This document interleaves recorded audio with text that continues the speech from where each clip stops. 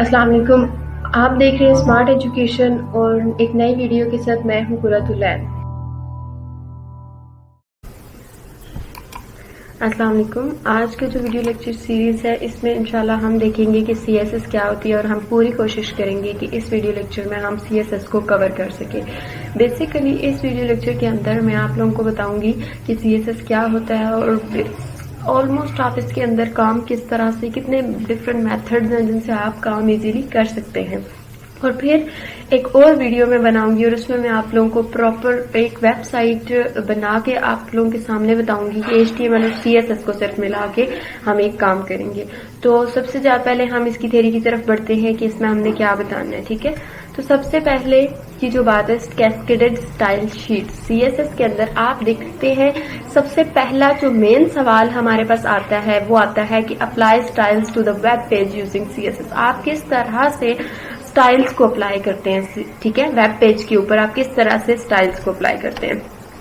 Basically CSS को design ही इसलिए किया गया है ताकि वो आपके टेक्स्ट के ऊपर जितने भी आपने काम किए हैं, लेट्स सपोज उसका फ़ॉन्ट साइज चेंज किया है, फ़ॉन्ट स्टाइलिंग चेंज की है, वो सारा कुछ वो अपने पास अलग से सेपरेटली रखे अपने पास सेव। ठीक है, क्या करते थे हम HTML के अंदर जहां जहां हमें जरूरत पड़ती थी ना तब हम उस लाइन को साथ साथ डिक्लेयर कराते थे, बताते थे कि यार स्टाइल इसका ये होगा, साइज इसका ये होगा।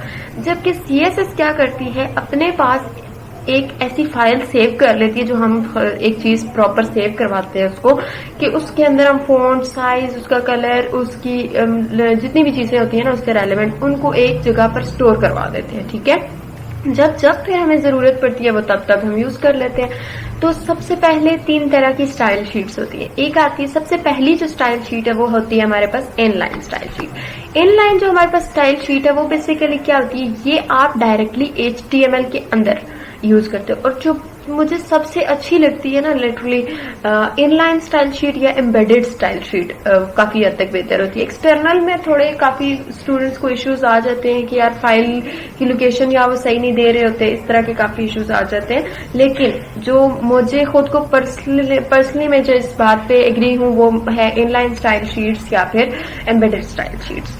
तो इनलाइन स्टाइल शीट डायरेक्टली आप HTML के अंदर अप्लाई करते हो। आप स्टाइल एट्रीब्यूट्स के थ्रू भी दे सकते हो। ठीक है, अब इसके डिफरेंट स्टाइल एट्रीब्यूट्स आपको मैं सिंपल अगर बताऊं ना तो सबसे पहले देखिए आप अगर देखें यहाँ पर HTML, देन सिंपल आप हेड का टैग क्लोज करें। मैं सिर्फ एक सिंपल सी बात आपको बता रही हूँ कि इनलाइन स्टाइल शीट किस टाइप की थी। देखिए बॉडी के अंदर जैसे हम HTML के अंदर काम करते थे, स्टाइल दिया, स्टाइल किस टाइप का होगा। देखिए पैराग्राफ है, जब पैराग्राफ जो भी है, ये जैसा पैराग्राफ है सम टेक्स्ट आपके पास, ठीक है, तो आपने क्या करना है, इसके ऊपर फॉन्ट फैमिली स्टाइल जो है वो एरियल है या sans serif, उसने कुछ भी लगा दिया। ठीक है, तो ये क्या है, बेसिकली बॉडी उसने कर दी क्लोज, HTML हो गया क्लोज। ये चीज है सारी की सारी आपने कि HTML के अंदर ही, बॉडी के अंदर ही आपने सारा काम कर दिया।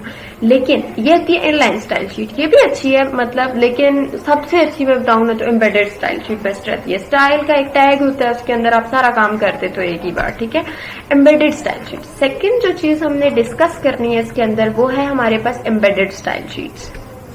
एम्बेडेड स्टाइल शीट्स देखें हम स्टाइल एलिमेंट के अंदर रखते हैं। हेड सेक्शन HTML आता है, देन हेड आता है। हेड के अंदर आप स्टाइल का टैग रखते हैं। ठीक है, स्टाइल के टैग के अंदर जितना आपने काम करना था वो आप सारा कुछ रखते हैं। लेट्स सपोज आप चाहते हो कि यार मैं बार बार डिव को ना बताऊं कितना उसका साइज हो, उसका कलर ये हो, उसका बैकग्राउंड ये हो, उसकी बॉर्डर ये हो, उसके इमेज ये हो, ये सारी जितनी भी चीजें, पैडिंग उसकी ये हो, तो आप क्या करते हो, एक ही दफा डिव की एक क्लास बना के स्टाइल के अंदर उसको रख देते हो, उसके अंदर सारी चीजें बता देते हो कि यार ये जब मैं डिव को यूज करूंगी तब मुझे ये मतलब स्टाइल एट्रीब्यूट्स चाहिए। तो आप क्या करते हो, उसको हेड के सेक्शन के अंदर स्टाइल का एक टैग होता है, उसको आप इंट्रोड्यूस कराते हैं HTML डॉक्यूमेंट के अंदर। अब बेसिकली दूसरी जो चीज आती है ना, इस जो एम्बेडेड स्टाइल शीट्स है उसका हम कोड देख लेते हैं, उसको हम किस तरह से लिखते हैं। HTML देन हेड का सेक्शन, मैंने बताया था हेड के अंदर आप स्टाइल का लिखोगे। ठीक है, स्टाइल मैंने बता दिया टाइप उसकी है टेक्स्ट और CSS की जो फाइल है। अब मैं कहती हूँ कि पैराग्राफ जो है ना, बेसिकली उसका फॉन्ट फैमिली, जब पैराग्राफ जो भी मैं नीचे बॉडी के अंदर पैराग्राफ लिखूंगी उसकी राइटिंग जो है वो एरियल या सैंस सेरिफ होगी। और बस मैंने सिर्फ एक काम लगा दिया, पैराग्राफ। अब मैं चाहती तो मैं यहाँ डिव पे लगा सकती थी और चीजों पे भी लगा सकती थी। सिर्फ एक आपको जनरल कॉन्सेप्ट देना है।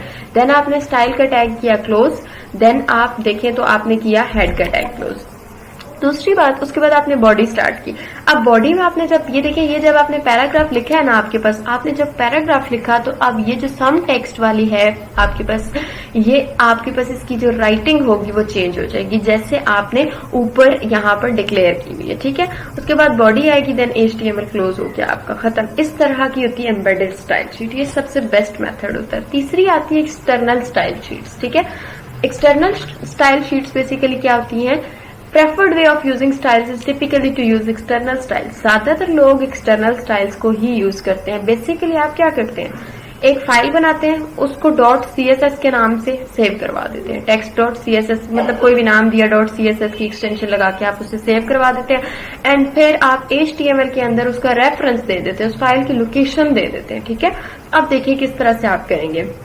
सबसे पहला स्टेप, एक पैराग्राफ आपने प्रॉपर एक नोटपैड को खोले, जिस भी एडिटर पे आप काम करना चाह रहे हैं, आपने पैराग्राफ के अकॉर्डिंग, आप पैराग्राफ के अकॉर्डिंग लेट सपोज आपने उसकी राइटिंग चेंज करनी है तो आपने वो काम दिया, ठीक है। उसको आप सेव आपने एक सेपरेट फाइल में कर दिया। फॉर एग्जांपल मैं उसे कर रही हूँ style.css के नाम से, कोई भी नाम, .css उसकी एक्सटेंशन है साथ। उसके बाद अब ये एक्सटर्नल जो स्टाइल शीट है ये आप रेफर कर देंगे HTML। जब आपको जरूरत पड़ेगी आप HTML फाइल के अंदर इसका लिंक दे देंगे, ठीक है, इसकी रेफरेंस लिंक दे देंगे।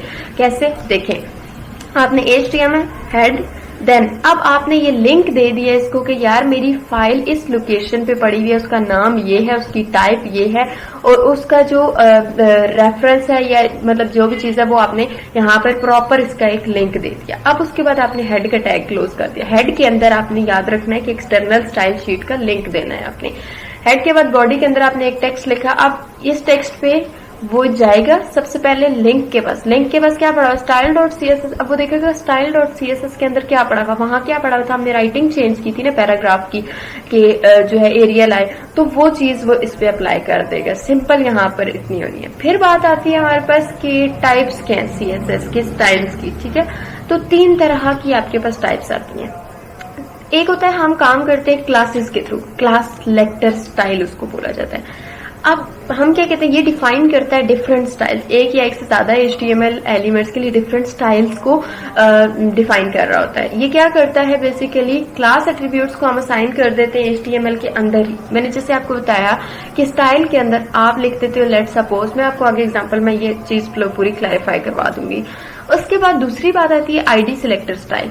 ID सिलेक्टर स्टाइल में आप क्या करते हो, डिफाइन करते हो आप different styles for one and the same HTML element. ID मतलब आप ID के थ्रू किसी चीज को एक्सेस कर रहे हैं, ठीक है, और आप उस एट्रीब्यूट को प्रॉपर ID दे देते हैं। लेट सपोज एक पैराग्राफ है, मैंने उसको ID असाइन कर दी है डेमो की, जहां जहां ID डेमो होगी उसको आपने चेंज करना है। तो ये चीज क्या है, ID सिलेक्टर का स्टाइल होता है। थर्ड बात आती है आपके पास टैग सिलेक्टर स्टाइल। आपने टैग के थ्रू किसी चीज को एक्सेस करना है। टैग सिलेक्टर्स बेसिकली वो होते हैं जो आपकी एग्जिस्टिंग HTML के टैग्स को ही चेंज कर रहे होते हैं, ठीक है।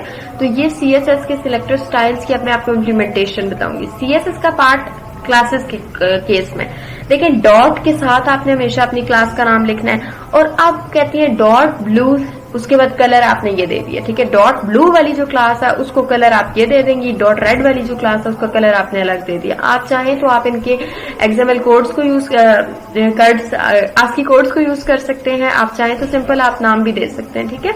उसके बाद जो इसका HTML, ये तो CSS का पार्ट था ना जो आपका था, ये CSS का पार्ट था, यानी स्टाइल के अंदर आप ये काम करेंगे। नीचे आपके पास जो है HTML, ठीक है। HTML जो बेसिकली है आपके पास HTML के पार्ट में आप जहां आपने क्लास असाइन की ना रेड, अब हेडलाइन आपका लिखा हुआ आएगा उस कलर में, डॉट रेड की क्लास में जाएगा, जो उसने अंदर कलर दिया हुआ वो कलर आपका हेडलाइन के ऊपर शो हो जाएगा। सेम एज इट इज, जहां उसने ये देखिए क्लास रेड को कॉल किया ना, वहां वो डॉट रेड के पास जाएगा और उसके अंदर जो कलर उसे असाइन हुआ है वो उस कलर के अकॉर्डिंग आपको उस टेक्स्ट के ऊपर वो कलर लगा देगा। और सेम जहां ब्लू की क्लास को उसने यूज किया है वो क्या करेगा, वो उसी काम को एज अ ब्लू के तौर मतलब ब्लू की क्लास को कॉल करेगा, ठीक है। ये था class type, class selector style. अब बात आती है ID सिलेक्टर स्टाइल की। तो ID सिलेक्टर स्टाइल में CSS का पार्ट आप कैसे करेंगे, सबसे पहले आपने इसमें हैश का सिंबल यूज होता है। हैश आपने उसके साथ कोई भी अपना नाम दे दिया, ठीक है, मैंने रेड हेडिंग दे दी है लेट सपोज, उसके अंदर कलर उसको रेड असाइन कर दिया। दूसरी बात हैश समरी जो है उसका भी कलर रेड, मतलब दो डिफरेंट मैंने क्या किया, आईडी सिलेक्टर स्टाइल्स लगा दी। अब देखें मैं ये आप डिफरेंट में पैराग्राफ पे अलग, अब यहाँ पर अगर हम देखें तो हम क्या करेंगे, पैराग्राफ पे एक अलग से हम लगा रहे हैं कि उसका कलर जो है जब जब हम यूज करेंगे तो ब्लू हो जाएगा। अब इसका HTML का पार्ट कैसे करेंगे, ये तो हम स्टाइलिंग के अंदर कर रहे थे ना। HTML के अंदर देखिए जहां पर हमने हेडिंग 1 यूज की, उसकी आईडी हमने असाइन कर दी उसको कि उसकी आईडी आपके पास क्या है, ये देखिए रेड हेडिंग है आपके पास आईडी, तो रेड हेडिंग वो किसके पास जाएगा, यहाँ पर जाएगा। आईडी के थ्रू हम कॉल कर रहे हैं, हेडलाइन का वो कलर क्या कर देगा, रेड कर देगा। क्यों, क्योंकि आईडी इसकी क्या, ये आईडी जो है हैश के साथ जो चीज होती है इसकी आईडी असाइन हुई होती है, तो यहाँ पे हमने उसे आईडी ये दे दी। नेक्स्ट हमने जब आईडी समरी दी है तो देखिए समरी यहाँ पर असाइन हुई है तो उसका कलर रेड है, तो वो इस समरी का ये जो इसका कंटेंट है इसका कलर वो रेड कर देगा, ठीक है। अब नीचे हमने एक पैराग्राफ किया, ठीक है, पैराग्राफ हमने उसमें अब हमने आईडी कंक्लूजन दे दी है, ठीक है। अब कंक्लूजन देखें कलर उसका ब्लू है ना, तो कंक्लूजन का कलर आपका कंटेंट का भी ब्लू हो जाएगा, ठीक है। नेक्स्ट बात आती है टैग सिलेक्टर स्टाइल्स की। टैग सिलेक्टर स्टाइल्स में हम CSS का पार्ट किस तरह से डिफाइन करेंगे, देखें ये तो बहुत आसान तरीका है। इसमें हमने देखें कैसे करेंगे, हम सिंपल एक पैराग्राफ है, हमने P लिख दिया उसका, ठीक है, उसका टैग यूज किया और अंदर उसके हमने बता दिया कि यार बैकग्राउंड कलर रेड होना चाहिए। आप चाहें तो बता सकते हैं कि पैराग्राफ में उसकी स्टाइलिंग इस तरह से होनी चाहिए, उसका साइज इतना होना चाहिए, जितनी चीजें आपने करनी है वो आप कर सकते हैं एडिशनल। उसके बाद उसका HTML का पार्ट आप किस तरह से लिखेंगे, देखिए आपने पैराग्राफ बता दी। सबसे आसान तरीका टैग सिलेक्टर स्टाइल से, ये क्लासेस वाला भी अच्छा, आईडी वाला बहुत कम लोग यूज करते हैं, लेकिन टैग सिलेक्टर जो स्टाइल्स हैं उसमें अब हम देखिए हमने पैराग्राफ दे दिया this is a CSS lab, ठीक है। तो अब इसमें ये पूरा this is a CSS lab जो है ये आपके पास क्या करेंगे, ये आपका रेड कलर में लिखा हुआ आएगा, ठीक है। अब आप सोचो applying CSS styles to the multiple elements. आप मल्टीपल एलिमेंट्स पे किस तरह, लेट सपोज आप चाहते हैं आपकी हेडिंग 1, हेडिंग 2, हेडिंग 3 तीनों का कलर रेड आए, ठीक है। तो आप क्या करेंगे, सिंपल H1 कॉमा से आप सेपरेट करते जाएंगे, क्लास मतलब आप टैग के थ्रू ही काम कर रहे हैं, और आप सिंपल क्या करेंगे, कलर आपने क्या असाइन कर दिया उसको रेड, ठीक है। तो आप जब जब H1, H2 और H3 को यूज करेंगे तो उसका कलर क्या हो जाएगा, रेड। उसके बाद you can apply the same property and value to various selectors as in the example given below. हम देखते हैं अपने एग्जांपल की तरफ। अच्छा, तो एग्जाम्पल जो है बेसिकली वो मैं आप लोगों को अपने ब्लॉग पे इंशाल्लाह मैं शेयर कर दूंगी, आप लोग वहां से इसकी एग्जाम्पल खुद चेक कर सकते हैं। और इसके अलावा भी काफ़ी ज़्यादा टास्क्स हैं जो इस वीडियो लेक्चर सीरीज़ के अंदर मैंने डाले हैं, उन सब टास्क्स का सोल्यूशन मैं आप लोगों को नीचे डिस्क्रिप्शन में लिंक दे दूंगी, आप लोग वहां से इजीली एक्सेस कर सकते हो। और अगर फिर उसमें कोई इशू आता है तो आप कॉमेंट सेक्शन में मुझे बता सकते हैं, इंशाल्लाह I will try my best to solve that.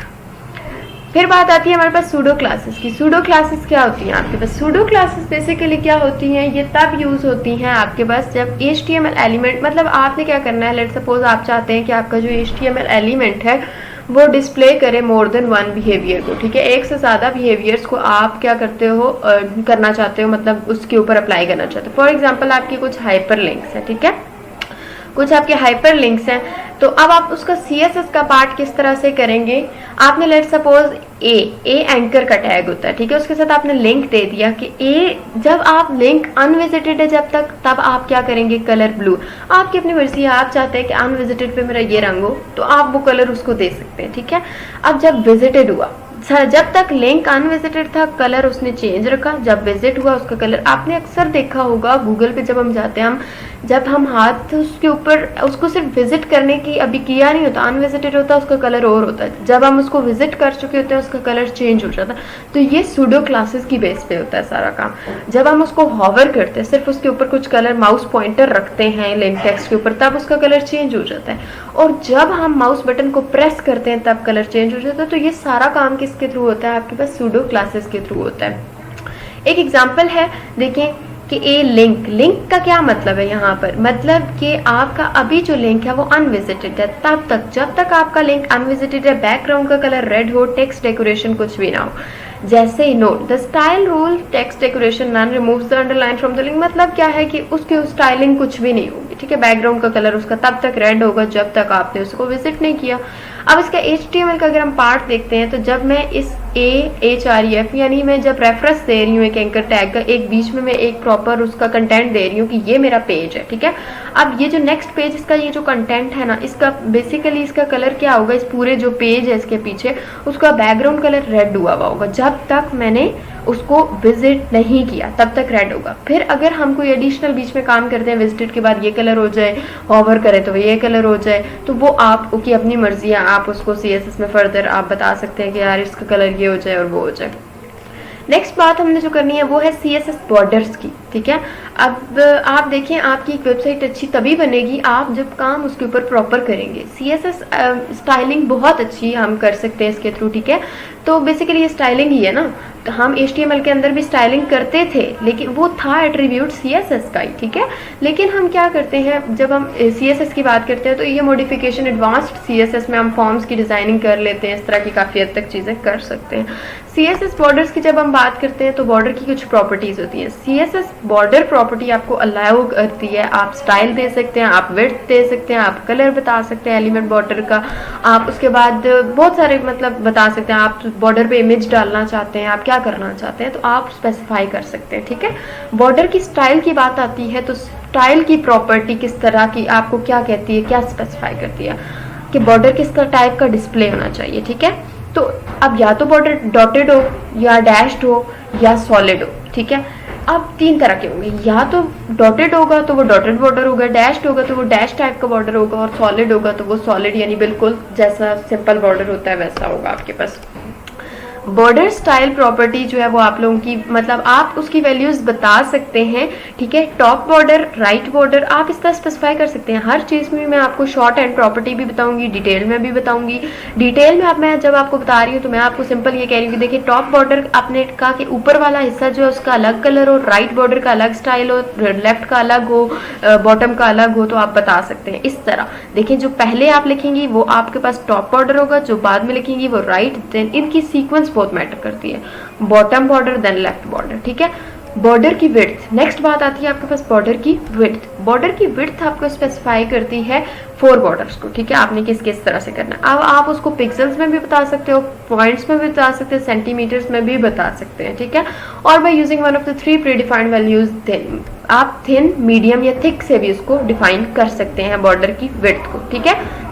Border width property basically 1 to 4 values की होती है। जैसे हमने पढ़ा ना कि बॉर्डर की जो सिंपल बॉर्डर्स होते हैं उनको हम बताते हैं टॉप बॉर्डर ऐसा होगा, राइट ऐसा, तो आपने ये सीक्वेंस याद रखना है। पहला जो लगाएंगे वो टॉप पे लगेगा, दूसरा जो लगाएंगे वो राइट पे, तीसरा बॉटम पे, एंड देन आपका क्या लगेगा, लेफ्ट पे लगेगा। फिर आप अगर चाह रहे हैं कि बॉर्डर का कलर चेंज हो आपके पास, ठीक है, बॉर्डर का कलर चेंज करने के लिए भी आपने सिंपल प्रॉपर्टी को यूज करना है। एंड पे मैं आपको बताऊंगी इसकी शॉर्ट हैंड प्रॉपर्टी क्या होती है, ठीक है। तो 4 बॉर्डर्स हैं, ठीक है। बॉर्डर्स को आप किस तरह से सेट करेंगे, उसका नेम बताएंगे सबसे पहले, तो कलर बताएंगे ना कि यार मुझे ये वाला कलर चाहिए, ठीक है, तो आप वो कलर स्पेसिफाई कर देंगे। या तो आप कलर के नेम से स्पेसिफाई करेंगे, सबसे अच्छा मेथड होता है कलर को नेम से स्पेसिफाई करना, ठीक है। हेक्सा के कोड्स हर बंदे को याद नहीं रह सकते होते, तो दूसरी बात ये जिसकी बहुत ही मेमोरी अच्छी है वो हेक्सा के कोड्स को भी इसके अंदर यूज कर सकता है, ठीक है। तीसरी बात होती है आप RGB को स्पेसिफाई कर दें, ठीक है। आप किस तरह लिखें कि देखें आप RGB, अगर आपने रेड, ग्रीन और ब्लू, अगर आपने रेड कलर चाहिए तो आप रेड वाले को ऑन करें, ग्रीन और ब्लू को ऑफ कर दें, 00 कर दें, और रेड वाले को 255 कर दें। अगर आपको कलर ग्रीन चाहिए तो आप क्या करेंगे, फर्स्ट वाला 0 करेंगे, सेकंड 255 करेंगे, एंड थर्ड 0 कर देंगे, मतलब पहला ऑफ, दूसरा ऑन, तीसरा ऑफ। अगर आपको कलर ब्लू चाहिए तो आप पहले 2 को ऑफ कर देंगे और थर्ड वाले को क्या करेंगे, आप ऑन कर देंगे। उसके बाद अगर आप ट्रांसपेरेंट बॉर्डर को करना चाहते हैं तो तब भी आप कर सकते हैं, आपकी अपनी मर्जी है। और सेम सीक्वेंस रहेगा, पहले टॉप का बॉर्डर, देन राइट का बॉर्डर, देन बॉटम का बॉर्डर, एंड देन लेफ्ट का बॉर्डर। आप जब भी स्पेसिफाई करेंगे तो आपको ये ध्यान में रखना होगा। ये तो थी CSS बॉर्डर के, हमने बॉर्डर्स की स्टाइलिंग किस तरह से करनी है, उनके कलर किस तरह से चेंज। अब देखिए आपने अक्सर नोट किया होगा कि भाई थोड़ी सी प्रॉपर जगह भी छोड़नी चाहिए। जब हम कोई भी वर्ड डॉक्यूमेंट लिख रहे होते हैं तो काफ़ी हद तक पैडिंग हुई हुई होती है, ठीक है। तो पैडिंग बेसिकली, पैडिंग की जो CSS की प्रॉपर्टी है वो जनरेट करती है स्पेस को, कि कंटेंट के अराउंड स्पेस आपकी कितनी ज़्यादा होगी, ठीक है। क्योंकि ये तो नहीं है ना बिल्कुल जहाँ से आपका पेज स्टार्ट हुआ है, from the very start of the page आप लोग क्या करेंगे वहीं से लिखना स्टार्ट कर दें, तो ये चीज़ नहीं होती। ये CSS की पैडिंग की प्रॉपर्टी बहुत इंपॉर्टेंट है, क्यों, क्योंकि ये जनरेट करती है स्पेस। कंटेंट आपका जब जितना होता है उसके अराउंड स्पेस को जनरेट करती है। पैडिंग क्लियर कर देती है, आपके कंटेंट के साथ वाला जितना एरिया होता है ना वो क्या करती है इनसाइड द बॉर्डर उसको क्लियर कर देती है पैडिंग, ठीक है। पैडिंग को हम डिफाइन करते हैं नीचे। आप पैडिंग आप इंडिविजुअल साइड्स की भी कर सकते हैं, ठीक है, चारों साइड्स की अलग अलग कर सकते हैं, ठीक है। पैडिंग टॉप की कर सकते हैं, पैडिंग राइट की, देन पैडिंग बॉटम की और देन पैडिंग लेफ्ट की। इसकी भी sequence same as it is है जैसे मैंने आपको बताया था बॉर्डर की सीक्वेंस, ठीक है। अब पैडिंग की शॉर्ट हैंड प्रॉपर्टी क्या है, सबसे अच्छी। अच्छा, तो शॉर्ट हैंड हम बात कर रहे थे पैडिंग शॉर्ट हैंड की प्रॉपर्टी की। तो पैडिंग के लिए शॉर्ट हैंड जो प्रॉपर्टी है कि आपने सारा कुछ साथ साथ बता देना है। तो सबसे पहले आपने राइट का बताना है, ठीक है। राइट के अकॉर्डिंग आप कितनी पैडिंग देना चाह रहे हैं, देन आपने बतानी है टॉप की तरफ से, टॉप की फर्स्ट पे टॉप की तरफ से, देन राइट की तरफ से, देन बॉटम की तरफ से एंड देन लेफ्ट की तरफ से, ठीक है। तो पैराग्राफ आपने एक पी ब्रैकेट स्टार्ट, देन आपने पैडिंग बता दी कि जितना यार जो मेरा पैराग्राफ होगा ना उसकी लेफ्ट से इतनी पैडिंग हो, राइट से इतनी हो, टॉप से इतनी हो, बॉटम से इतनी हो। तो ये होती है शॉर्ट हैंड प्रॉपर्टी। बजाय इसके कि आप अलग अलग बताएं, आप ये बोलें कि padding right property, padding left, bottom इतना, मतलब सारी चीज़ें आप अलग अलग बताएं, तो आपके लिए बेहतर क्या होगा कि आप सारी चीज़ एक लाइन में ये जैसे बताई हुई है। तो ये इसकी होती है शॉर्ट हैंड प्रॉपर्टी। तो टास्क 1 में ये है कि आपने पैडिंग की प्रॉपर्टीज़ को यूज़ करते हुए इस तरह से काम करना है, ठीक है। आपने देखें, अब आप खुद देख लें कि यहाँ से डिफरेंस ज़्यादा है, यहाँ से डिफरेंस कम है, ऊपर से और नीचे से डिफरेंस सेम है, ठीक है। टॉप और बॉटम का सेम है, लेफ्ट और राइट का थोड़ा डिफरेंस आ रहा है। अब वो मैं बता रही हूँ डिव वैली में एक आपने डिव बनानी है, ठीक है। उसकी टॉप पैडिंग 50 पिक्सल करनी है, राइट पैडिंग आपने 30 पिक्सल्स करनी है, बॉटम की पैडिंग आपने 50 पिक्सल करनी है और लेफ्ट पैडिंग आपने 80 पिक्सल्स करनी है, ठीक है।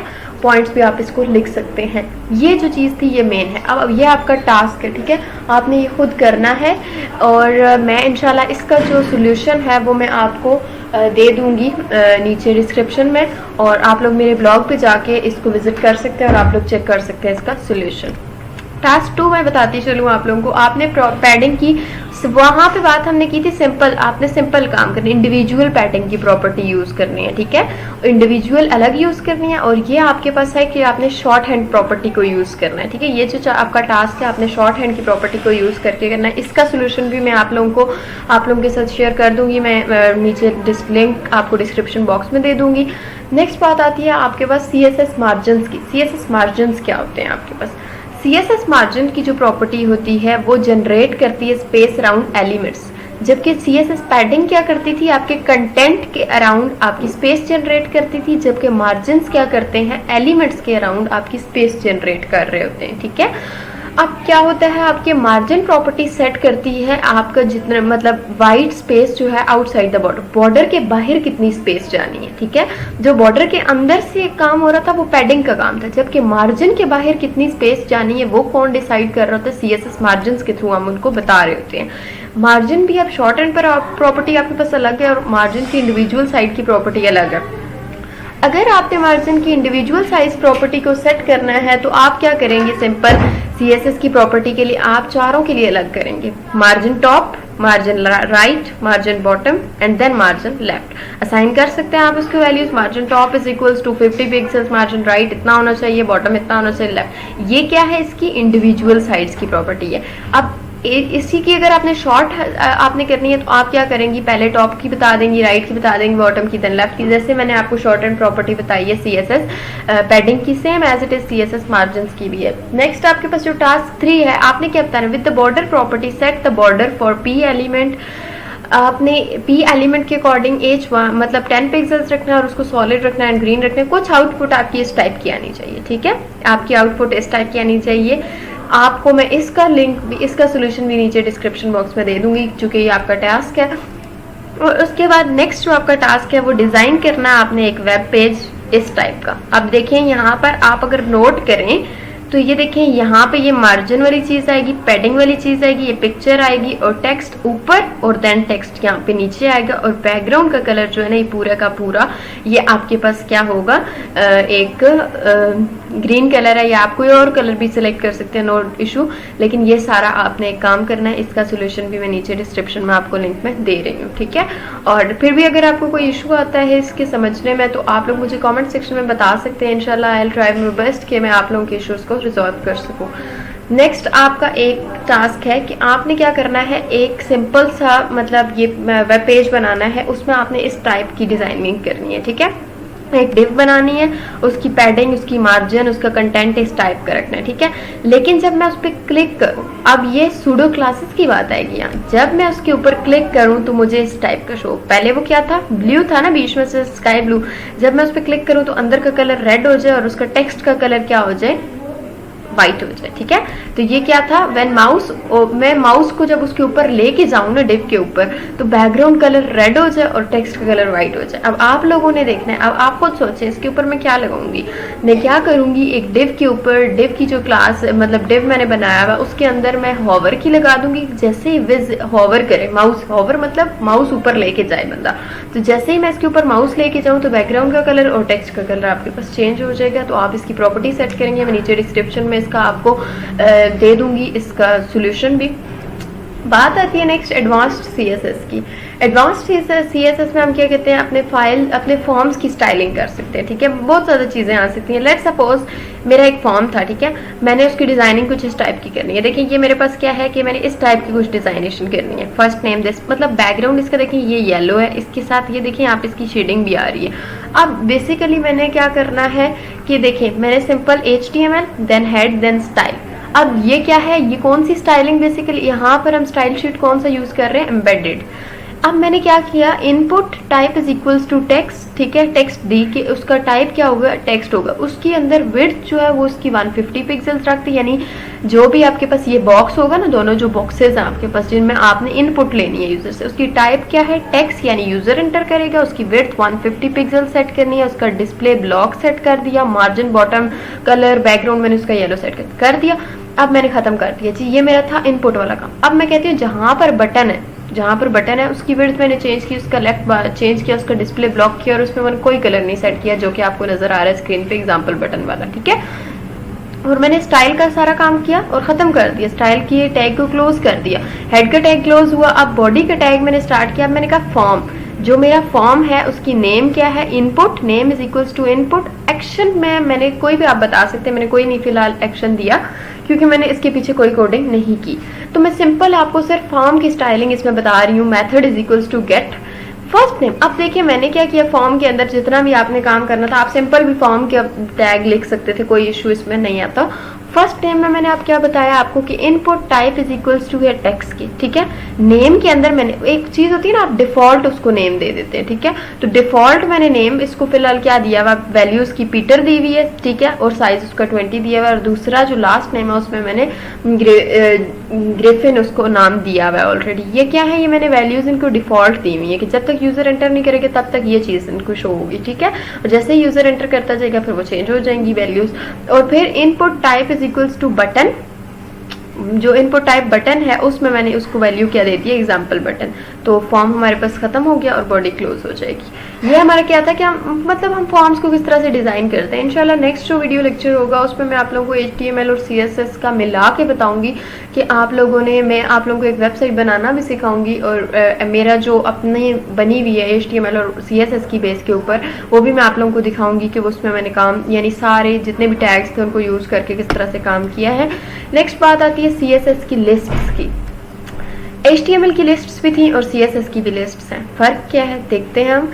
HTML लिस्ट और CSS लिस्ट में मेन जो डिफरेंस आता है, दो टाइप्स हैं लिस्ट्स की HTML के अंदर। एक होती थी अनऑर्डर्ड लिस्ट, एक होती थी ऑर्डर्ड लिस्ट, ठीक है। अनऑर्डर्ड में हम क्या करते थे, बुलेट्स के साथ होता था काम, जबकि ऑर्डर्ड लिस्ट में क्या होता था, नंबर्स या लेटर्स होते थे। अब CSS की प्रॉपर्टी आपको अलाउ करती है कि आप सेट करें different list item make markers for order list. आप चाहें तो आप डिफरेंट मार्कर्स को यूज कर सकते हैं ऑर्डर लिस्ट के लिए, आप डिफरेंट अनऑर्डर्ड लिस्ट के लिए भी मार्कर्स को यूज कर सकते हैं, ठीक है। इमेज को यूज कर सकते हैं एज अ आइटम, ठीक है। तो आप कुछ भी कर सकते हैं। तो CSS इस चीज को अलाउ करती है कि आप बैकग्राउंड में आप क्या करें कि बैकग्राउंड में आप एक पिक्चर लगा सकते हैं लिस्ट के पीछे, आप इमेज लगा सकते हैं, बैकग्राउंड फुल पे लगा सकते हैं, मल्टीपल लगा सकते हैं। तो ये सारी चीजें कौन हमें अलाउ करता है, CSS अलाउ करता है। CSS की ट्रांसफॉर्मेशन की जब बात आती है तो ट्रांसफॉर्म क्या होती है, CSS 3 इंक्लूड करता है न्यू अप्रोच को, ठीक है। इसमें आप बेसिकली क्या करते हैं, ट्रांसफॉर्मेशन बेसिकली इसमें क्या होती है आपके पास, ये अल्टरनेटिव वे है। कि आप किस तरह से साइज को चेंज करेंगे, पोजीशन को चेंज करेंगे, एलिमेंट्स को किस तरह से चेंज करेंगे। तो ये सारी किस प्रॉपर्टी के अंदर हमने पढ़नी है, ट्रांसफॉर्म की प्रॉपर्टी। ट्रांसफॉर्म का सिंटेक्स कुछ इस टाइप का होता है आपके पास। लेट्स सपोज आप डिव के ऊपर ट्रांसफॉर्मेशन लगा रहे हैं, ठीक है। मैं डिव के ऊपर ट्रांसफॉर्मेशन लगाना अगर आपको बताऊं तो आपने सिंपली क्या बताना है, उसके जिस एलिमेंट आपने जिस चीज पे लगाना है ना, वो अंडर साथ आपने ट्रांसफॉर्म लगाना है, कॉलन लगाना है, देन आपने स्केलिंग बतानी। मेन यहाँ पे काम है स्केलिंग का। आपने स्केल बता दी कि यार इतना ये ट्रांसफॉर्म हो, ठीक है, इधर से इतना, लेफ्ट से इतना हो, राइट से इतना हो।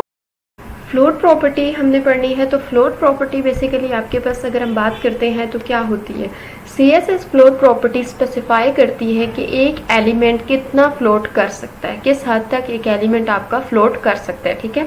यानी कि फ्लोट की प्रॉपर्टी की अगर हम बात करें तो कितना वो लेफ्ट पे फ्लोट कर सकते हैं, कितना राइट पे, मतलब टेक्स्ट किधर आएगा और आपकी इमेज किधर आएगी। आपने सिर्फ एक बात देखिए, आप कभी भी कोई भी काम करते हैं तो आपका अक्सर दिल होता है कि यार यहाँ पर इमेज आए, इस साइड पे मेरा टेक्स्ट आए सारा।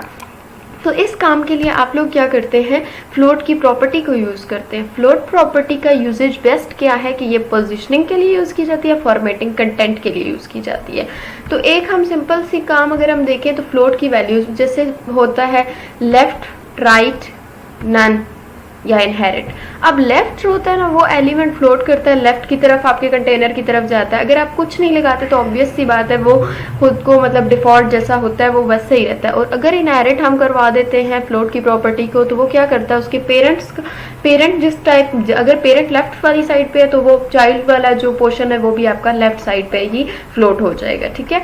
तो अब लेट सपोज ये आपको जैसे स्क्रीन पे नजर आ रही है, देखिए इसकी इमेज क्या है आपके पास, एक साइड पे इमेज आ रही है आपके पास, राइट साइड एक साइड पे आप लोगों की इमेज आ रही है और दूसरी साइड पे आपके पास टेक्स्ट आ रहा है। लेकिन आपने एक बार नोट किया कि ये जो चीज, ये जो कंटेंट है, ये पूरा एज इट इज सिंपल आ रहा है। इसकी कोडिंग किस तरह से होगी, सबसे पहले हम लोगों ने HTML की लाइब्रेरी इंक्लूड करवाई, then head, then style. Style के अंदर देखिए मैंने एक बात मेंशन कर दी, फ्लोट राइट, ठीक है, कि मेरे पास क्या आए, जो इमेज है वो राइट पे आए। अब ठीक है, मैंने स्टाइलिंग में ये बता दिया। अब मैं बॉडी में ये मेन काम करूंगी। बॉडी में हमने सिंपल जो पैराग्राफ लिखना था वो तो हमने लिख दिया कि जो सिंपल पैराग्राफ है वो सेम एज इट इज आए जैसा आपको पिछली फिगर में शो किया गया था। अब पैराग्राफ के अंदर जहां हमने इमेज और पैराग्राफ इकट्ठा यूज करना है ना, तो हमने पहले पैराग्राफ का टैग खोलना है, देन हमने इमेज का सोर्स डालना है, ठीक है। मैंने इमेज का सोर्स डाला, आप अल्टरनेटिव मेथड यूज कर सकते हैं, कोई इश्यू नहीं है। जैसे मैंने अब लिखा है अल्टरनेटिव पाइनएप्पल, तो ये इसमें आपको कोई मसला नहीं होता, ठीक है। अगर आपको पहली वाली इमेज शो नहीं होती ना तो अल्टरनेटिव वाली इमेज शो हो जाती है। उसके बाद आपने क्या करना है, आपने स्टाइलिंग कर दी, विड्थ सेट कर दी, हाइट सेट कर दी, मार्जिन, पैडिंग, आपकी अपनी मर्जी, आप पे डिपेंड करता है कि आप अपनी वेबसाइट को किस तरह से मोर अट्रैक्टिव बना सकते हैं इमेज के साथ। उसके बाद मैंने जितना कंटेंट था वो लिखा एंड पैराग्राफ का टैग मैंने कर दिया क्लोज, ठीक है। अब ये बेसिकली क्या करेगा, इसकी output same as it is आएगी जैसे आपने पीछे की, ताकि देखिए जैसे ही वो उसकी कॉलिंग जाएगी, वो जैसे ही इमेज पे जाएगा वो कहेगा इमेज को कहीं ना कहीं पे स्टाइल के अंदर इमेज के पास क्या चीज पड़ी हुई, कौन सी ऐसी प्रॉपर्टी पड़ी हुई है। तो इमेज के पास देखिए फ्लोट राइट पड़ा हुआ है, ठीक है। तो राइट पे वो इमेज को सेट कर देगा और उसके लेफ्ट साइड पे उसको टेक्स्ट को सेट कर देगा। अब अगर हम फ्लोट को नन कर देते हैं तो फिर क्या होगा, फ्लोट नन में क्या होगा, फिर डिफॉल्ट काम वो करेगा, ठीक है, बाय डिफॉल्ट काम होगा। अब देखिए हम, लेकिन फ्लोट नन जब होगा तो हमने कहा था, बात की थी डिफॉल्ट हो जाएगा, तो हम सिंपल कोड बिल्कुल पिछली तरह ही होगा। लेकिन हम क्या करेंगे कि यहाँ पर जहाँ पे फ्लोट राइट है ना, ये वहां पे हम फ्लोट नन कर देंगे तो वो सारा काम चेंज हो जाएगा। अब फ्लोट लेफ्ट की जब बात आती है तो हम वहां पे प्रॉपर्टी में जाके फ्लोट लेफ्ट कर देंगे तो इमेज लेफ्ट साइड पे आएगी, टेक्स्ट आपका राइट साइड पे आ जाएगा। नेक्स्ट बात होती है हमारे पास CSS के शेडो इफेक्ट्स की। हम चाहते हैं कि यार शेडो का इफेक्ट आए प्रॉपर, कि हमारी वेबसाइट मोर अट्रैक्टिव लगे। तो इस बात के लिए हम क्या करते हैं, CSS को यूज करते हुए आप इजीली अपने टेक्स्ट के साथ भी शेडो इफेक्ट डाल सकते हैं, बॉक्सेस के ऊपर शेडो इफेक्ट्स डाल सकते हैं। It's all depends upon you कि आप अपनी वेबसाइट को किस तरह से अच्छा बनाते हैं, ठीक है। तो अब सबसे पहले हम इसकी प्रॉपर्टीज के बारे में देखेंगे इसकी प्रॉपर्टीज के बारे में जब सबसे पहले देखें, दो चीजें हैं, या टेक्स्ट पे शेडो डाल सकते हैं आप, बॉक्स का शेडो डाल सकते हैं। टेक्स्ट के शेडो की अगर हम बात करते हैं, CSS टेक्स्ट शेडो इफेक्ट्स, यानी टेक्स्ट के गेज जो है आपको इफेक्ट नजर आए, ठीक है। ये देखें, अब जैसे ये चीजें, अच्छा एक बात याद रखनी है, इंटरनेट एक्सप्लोरर जो 9 है और उससे जो पहले वाले वेरिएंट्स हैं वो टेक्स्ट शेडो की प्रॉपर्टी को जो है सपोर्ट नहीं करते, ठीक है। तो आपने ये ध्यान रखना है। और दूसरी बात, टेक्स्ट मैं चाहती हूँ मेरे पास ना इस टाइप का कलर है, मतलब ब्लैक में मेरा टेक्स्ट और उसका शेडो रेड में पड़ रहा हो, तो आपने क्या करना है, इसकी कोडिंग किस तरह से होगी, आपने सिंपल जो आप लोगों का था HTML हेड देन स्टाइल वो आपने किया, देन आप देखिए हेडिंग में आपने टेक्स्ट शेडो क्या कर दिया है कि 2 पिक्सल्स ऊपर से और 2 पिक्सल्स नीचे, मतलब साइड से जितना भी आपने कर दिया वो 2 पिक्सल्स कर दिया टेक्स्ट का शेडो। अब क्या हुआ, बॉडी में आके आप लोगों ने टेक्स्ट शेडो के इफेक्ट, कोई भी आपने एक कंटेंट लिख दिया, ठीक है, और नीचे नोट भी दे दिया, ये सिंपल काम था। अगर आप यहाँ पर चाहते कि कलरिंग भी हो, ठीक है, तो आप टेक्स्ट शेड जहाँ पे आपने ये देखे ना, यहाँ जहाँ पे आपने H1 दिया ना टेक्स्ट शेडो, ये यहाँ पर ही आप इसकी स्टाइल की प्रॉपर्टी के अंदर आप इसका कलर भी दे सकते थे कि मुझे इस कलर का शेडो चाहिए, तो आप शेडो इफेक्ट में कलरिंग भी ऐड कर सकते हैं। अब बात आती है बॉक्स शेडो की प्रॉपर्टी की। बॉक्स शेडो मतलब आपके टेक्स्ट का शेडो ना पड़े, बल्कि आपके बॉक्स का शेडो पड़े। जिस तरह से ये इमेज देखिए, इसका ये शेडो पड़ रहा है, तो आपने क्या करना है, CSS बॉक्स शेडो की जो प्रॉपर्टी होती है वो अप्लाई होती है आपके, किस तरह से आप अप्लाई करते हो वो हम देखते हैं नीचे। तो ये देखिए आपके पास स्टाइल, आपने एक डिव, देखिए पिछला जो हमारे पास पीछे जो हम स्क्रीन पे देख रहे हैं, ये हमारे पास क्या है, एक डिव है, ठीक है। तो हमने एक डिव के ऊपर जो है लगाना है इफेक्ट, तो हमारे पास एक डिव है सिंपल, ठीक है। डिव के अंदर हमने उसकी विड्थ, उसकी हाइट, उसकी पैडिंग और उसका बैकग्राउंड सेट कर दिया, और उसके अंदर जो है बॉक्स का शेडो सेट कर दिया कि आपके पास बॉक्स का शेडो इस साइड से पड़ना चाहिए, ठीक है। तो अब आपने स्टाइल को टैग को क्लोज किया, हेड के टैग को क्लोज किया, बॉडी में आपने जो अंदर लिखना था आपने सिंपल वो लिखा, डिव के अंदर जो आपने एक कंटेंट देना था वो आपने डिव के अंदर कंटेंट दिया, ठीक है। बॉडी आपने क्लोज की एंड HTML का टैग आपने कर दिया क्लोज। नेक्स्ट पार्ट जो आती है वो आती है CSS के बॉर्डर इमेजेस की, ठीक है, CSS बॉर्डर इमेजेस की। तो CSS बॉर्डर इमेजेस की जब हम बात करते हैं तो देखिए अक्सर आप लोग देखा होगा आप लोगों ने कुछ वेबसाइट्स को, जिनमें हमारे पास क्या होता है कि इमेजेस बॉर्डर्स जो होते हैं वो इमेज टाइप आते हैं, ठीक है। तो आपने CSS बॉर्डर इमेज की जो प्रॉपर्टी होती है वो बेसिकली आपको अलाउ करती है कि आप नॉर्मल बॉर्डर्स की बजाय इमेज वाला बॉर्डर भी लगा सकते हैं, ठीक है। तो प्रॉपर्टी के 3 पार्ट्स होते हैं, इमेज को आप एज अ बॉर्डर यूज करें, कहाँ पर आपने इमेज को सेट करना है, किस जगह पर आप सेट करना चाह रहे हैं, ठीक है। और डिफाइन कर दें कि whether the middle section should be repeated और स्ट्रेच, यानी आपने प्रॉपर क्या करना है, रिपीट करना है बार बार उस चीज को, या फिर आप चाहते हैं कि पूरे के पूरे पे वो स्ट्रेच होके आ जाए, ठीक है। तो ये 3 चीजें थी, जो 3 प्रॉपर्टीज थी जो CSS border image property allow करती है, ठीक है। लेट्स सपोज अब आपको जैसे स्क्रीन पे नजर आ रही है, हम इस तरह की आउटपुट चाह रहे हैं कि इस तरह का कंटेंट हो, फिर इस तरह की आपके पास इमेज आए, तो आप क्या करेंगे कि सिंपल कोडिंग आप किस तरह से करेंगे, देखिए बॉर्डर इमेज, मैंने सबसे पहले यहाँ पर जो है बॉर्डर इमेज लगाया, सही हो गया। उसके बाद मैंने क्या किया, बॉर्डर, अब मैंने बता दिया कि सॉलिड ट्रांसपेरेंट होगा वो, ठीक है। उसकी 10 पिक्सल्स उसकी मैंने फिक्स कर दी, विड्थ हाइट जो भी थी वो मैंने सारी उसकी फिक्स कर दी है, ठीक है। अब आपको बाकी चीज़ें तो पता है कि हम सिलेक्टर, क्लास सिलेक्टर स्टाइल्स को यूज़ करते हैं, टैग सिलेक्टर्स लगाते हैं और उसके बाद ID सिलेक्टर्स लगाते हैं। अब ये जो हैश वाला काम होता है ये आप किस में करते हो, ID सिलेक्टर में हमेशा लगाते हो, ठीक है। तो आप इजीली कर सकते हैं इसको, मैंने सिंपल उसमें बता दिया कि जहाँ जहाँ पे बॉर्डर इमेज होगा ना, वहाँ पे जहाँ पे मैं बॉडी के अंदर जाके बॉर्डर इमेज को यूज करूंगी, वहां पर मेरा ये जितना भी इसके अंदर कंटेंट आ रहा है ना, ये सारा उस वाले बॉर्डर इमेज पे लग जाएगा, ठीक है, उस पे इम्प्लीमेंट हो जाएगा। बॉर्डर इमेज का URL मैंने दे दिया, इतना राउंड हो, स्टाइल क्लोज किया, हेड का टैग क्लोज किया, बॉडी स्टार्ट हुई। अब बॉडी का टैग जब हमने स्टार्ट किया तो उसमें हमने जो हमारी हेडिंग थी वो डाली, जो हमारा कंटेंट था वो आपने डाला, और अब आपने ID के थ्रू, अब मैंने यही बताया ना कि हम यहाँ पर क्या कर रहे हैं, क्लास सिलेक्टर नहीं लगा रहे बल्कि उसकी जगह ID सिलेक्टर लगा रहे हैं। तो ID सिलेक्टर लगाने के लिए हमने देखे पैराग्राफ के साथ ID दे दिए कि जिस चीज़ की ID बॉर्डर इमेज है उस पे आपने ये वाला इमेज लगा देना है, ठीक है। तो ये बॉर्डर इमेज के पास जाएगा, ये सारा काम करेगा जो उसके अंदर एक फंक्शनैलिटी डिफाइन हुई हुई है, और देन वो उसको रन करेंगे। उसके बाद आपने जितना काम करना है, ओरिजिनल इमेज बतानी है कि कौन सी इसकी ओरिजिनल इमेज थी, और देखें आप स्ट्रेच करके हम कितना उसको बॉर्डर पे लेके गए हैं। तो वो सारी आपने पीछे जो है जो मैंने आउटपुट आपको शो करवाई थी उसके अकॉर्डिंग ये कोड डिजाइन होगा।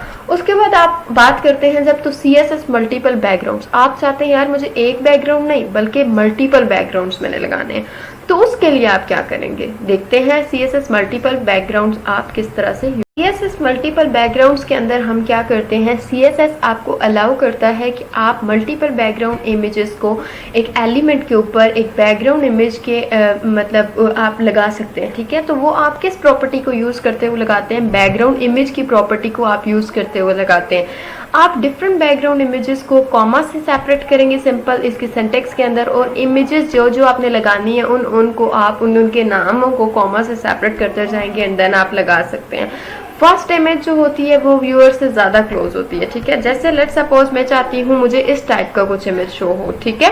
तो एक डिव है, उसके अंदर 2 बैकग्राउंड इमेजेस है, एक देखिए फ्लावर वाली है और एक देखिए ये सिंपल वाली है, ठीक है। तो अब हम इसको किस तरह से करेंगे, देखिए मैं इसका HTML पार्ट नहीं कर रही, मैं इसका जस्ट CSS का पार्ट कवर कर रही हूँ। स्टाइल के अंदर आपने देखा, ये देखिए बाय आपके पास क्या हुआ आईडी, बाय आईडी आप लोग इसको एक्सेस करेंगे। एग्जांपल1 मैंने इसको कोई भी नाम आप कुछ भी दे सकते हैं। अब बैकग्राउंड इमेज में मैंने URL दे दिया इमेज फ्लावर का और दे दिया पेपर का। अब ये मैं मल्टीपल बैकग्राउंड, और उसकी मैंने पोजिशनिंग सेट कर दी कि राइट बॉटम जो पहला है वो राइट बॉटम पे आए आपके पास, यानी इमेज राइट बॉटम पे आए और दूसरा लेफ्ट टॉप पे आए, ठीक है। रिपीट में मैंने कर दिया, पहला रिपीट ना हो, पहला बिल्कुल रिपीट ना हो जबकि दूसरा रिपीट होता जाए। और आपने ऊपर भी देखा था, ये देखिए अगर आप लोग तो ये देखें यहाँ पे ये रिपीट हो रहा है पूरा, लेकिन ये जो फ्लावर है वो रिपीट नहीं हो रहा। क्यों? क्योंकि मैंने नीचे जो प्रॉपर्टी लगा दी है उसमें मैंने बताया नो रिपीट, और नो रिपीट किसके अकॉर्डिंग बताया, इमेज के अकॉर्डिंग बताया है, जबकि मैंने पेपर के अकॉर्डिंग रिपीट का बताया और पैडिंग मैंने कर दी। अब शॉर्ट हैंड प्रॉपर्टीज की क्या है कि आपने बैकग्राउंड लिखा, उसका URL के साथ आपने एक URL दिया, राइट बॉटम नो रिपीट। अब इसी के साथ शॉर्ट एंड प्रॉपर्टी सबसे इजी इस वजह से होती है कि आपने इमेज बताई, उसके बाद बता दिया कि यार ये इस जगह पे सेट होनी चाहिए, इसको रिपीट करना है या नहीं करना, दूसरी इमेज रिपीट करना है नहीं करना, किस तरह से सेटिंग करनी है इसकी, ये इसकी होती है शॉर्ट एंड प्रॉपर्टी। नेक्स्ट बात आती है, अगर आप बैकग्राउंड इमेज को फुल साइज करना चाहते हो, मतलब आप चाहते हो आपकी पूरी स्क्रीन को वो कवर करे, तो आप क्या करेंगे, ठीक है, आप किस तरह से उसको यूज करेंगे, रिक्वायरमेंट्स क्या क्या होती हैं। अब इसके लिए ये क्या करता है, इमेज को कोई वाइट स्पेसेस इसके अंदर नहीं आती, बल्कि प्योर ये पेज को कवर कर लेता है एक इमेज के साथ, ठीक है। इमेज की स्केलिंग वो खुद बहुत जैसे जैसे जरूरत पड़ती है वो कर लेता है, ठीक है। आप इमेज को पेज के सेंटर पे करना चाहते हैं, ठीक है, ये स्क्रॉल बार्स को यूज नहीं कर रहा होता। अब एक एग्जांपल हम देखेंगे जिसके अंदर आपको जो है प्रॉपर फुल साइज इमेज नजर आएगी, ठीक है। तो मैंने स्टाइलिंग का पार्ट ही सिर्फ मैं कवर कर रही हूँ इसके अंदर, फुल एग्जांपल HTML का पार्ट कवर नहीं कर रही।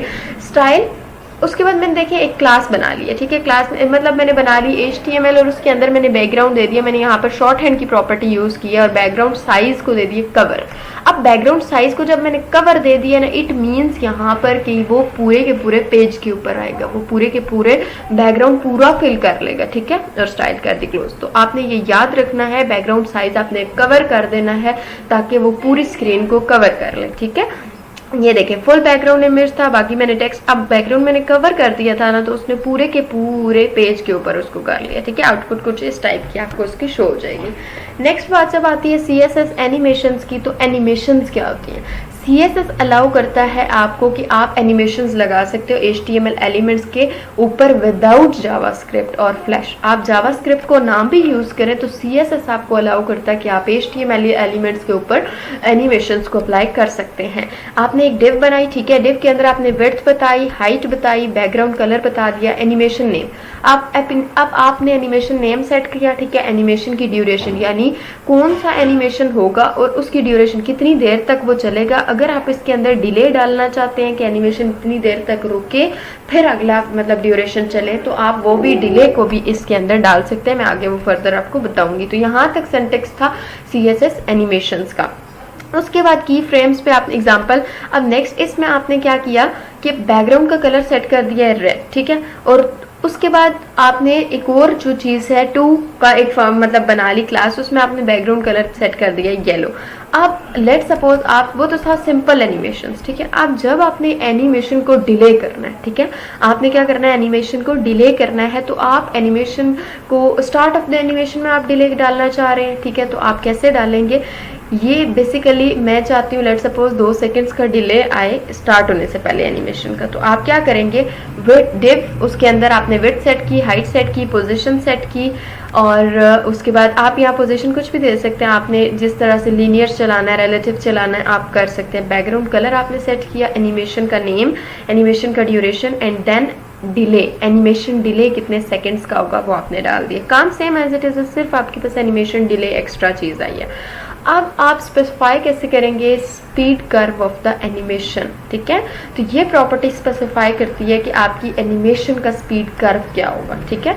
तो आप इस तरह से बता सकते हैं, लीनियर होगा, ईज इन, ईज आउट, मतलब किस तरह से आराम आराम से स्लोली चलेगा, आपका एनिमेशन स्पीड कर्व किस तरफ जाएगा, ठीक है। तो ये सारा काम आपने इसके अंदर करना है। एनिमेशन शॉर्ट हैंड प्रॉपर्टी क्या है ये देखें। डेप्थ आपने सिंपल एनिमेशन का नेम दिया, ड्यूरेशन दिया, सारा काम आपने एट अ टाइम कर दिया। ये होती है शॉर्ट हैंड प्रॉपर्टी कि आपने बीच में ही डिले डाल दिया, बीच में ही उसकी टाइमिंग फंक्शन डाल दिया, आपने बीच में आइटरेशन उसका काउंट कर लिया, डायरेक्शन बता दी, आपने नेम बता दिया, ड्यूरेशन बता दिया, ठीक है। तो ये होती है शॉर्ट हैंड प्रॉपर्टी जिसमें आप सारे काम एक साथ करते हैं।